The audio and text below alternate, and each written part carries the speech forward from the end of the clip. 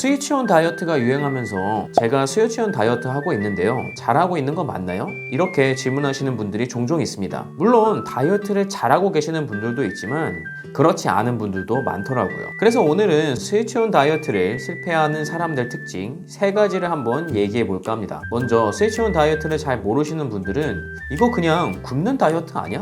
이렇게 생각하시는 분들이 있으신데요. 실제로 스위치온 다이어트 1주차를 보면 굶는 다이어트처럼 보이기도 합니다. 하지만 스위치온 다이어트의 핵심은 사실 단식, 단백질 음료 마시기 이런 것을 지키는 것이 중요한 다이어트가 아닙니다. 스위치온 다이어트는 내가 건강한 생활 습관을 실제로 한 달 동안 체득함으로써 자신의 생활 습관을 통째로 바꾼다는 것에 있습니다. 실제로 많은 다이어트가 불친절하게 다이어트 식단만 알려주고 끝나는 경우가 많지만 스위치온 다이어트는 4주 동안 건강한 생활 습관을 만들 수 있는 프로그램으로 알차게 구성되어 있습니다. 찰스 두이그가 쓴 습관의 힘이라는 책에서는 습관을 형성하는데 21일 이상의 시간이 필요하다고 했는데요. 스위치온 다이어트는 28일 이상의 시간 동안 건강한 생활 습관을 내가 실제로 해보면서 자신의 생활 습관을 변화시킬 수 있습니다. 또한 과학적으로 살에 쉽게 찌는 체질에서 벗어날 수 있는 좋은 다이어트 프로그램이기도 하죠. 근데 많은 분들이 이런 것들을 간과하시다 보니 크게 3가지 실수를 저지르시는 것 같아요. 다이어트를 실패하는 사람 첫 번째는 대부분 의욕이 과하다는 겁니다.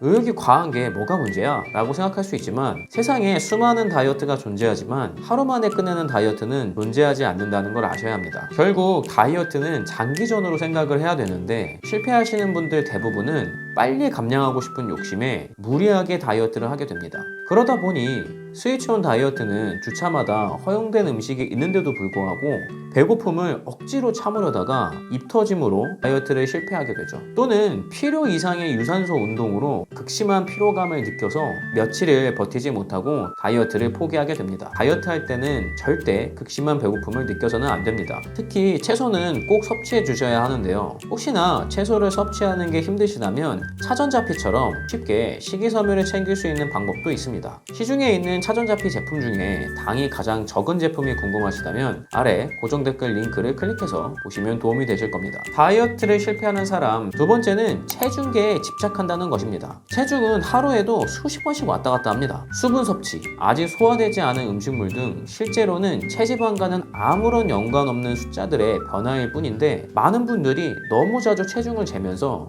0.1kg 증가한 체중 때문에 스스로를 자책하거나 문제점을 찾습니다. 어제 너무 많이 먹었나? 어제 먹은 음식에 당이 들어가 있었나? 운동을 더 했어야 되나? 이런 생각들 말이죠. 다이어트에서 가장 중요한 건 운동, 식단 아닙니다. 가장 중요한 건 멘탈 관리예요. 근데 이렇게 하루에도 수십 번 넘게 오르내리는 체중을 보면서 멘탈을 관리할 수 있는 사람은 정말 많지 않습니다. 심지어 저도 쉽지가 않아요.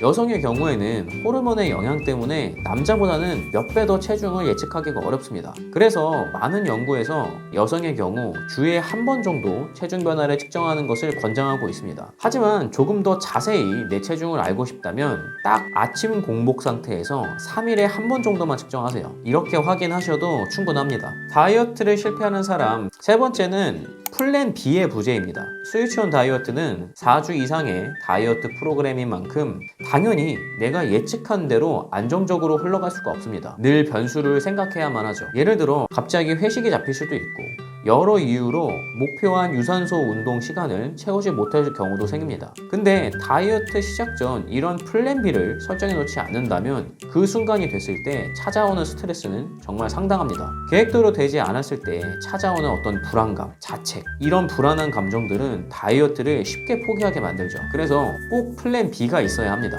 여러 변수에도 언제든지 유산소 운동을 할 수 있는 운동기구는 실내 자전거와 러닝머신이 유일합니다. 층간소음에서 자유롭거나 금전적인 여유가 있다면 가장 좋은 건 러닝머신입니다. 하지만 나는 층간소음이 좀 신경 쓰이고 가성비 좋은 유산소 운동기구를 선택하겠다면 실내 자전거를 추천드립니다. 실내 자전거 추천과 관련된 영상은 고정 댓글 링크를 클릭하시면 확인할 수 있습니다. 스위치온 다이어트는 하나의 다이어트의 방법이지 진리는 아닙니다. 스위치온 다이어트를 성공하신 분들과 얘기를 해보면 대부분 생활 습관의 변화를 얘기하더라고요.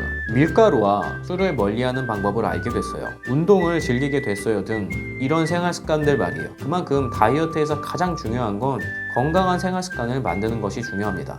오늘은 스위치1 다이어트에도 실패하는 사람 특징 3가지에 대해 알아봤습니다. 그럼 저는 다음 주 수요일에 찾아뵙겠습니다.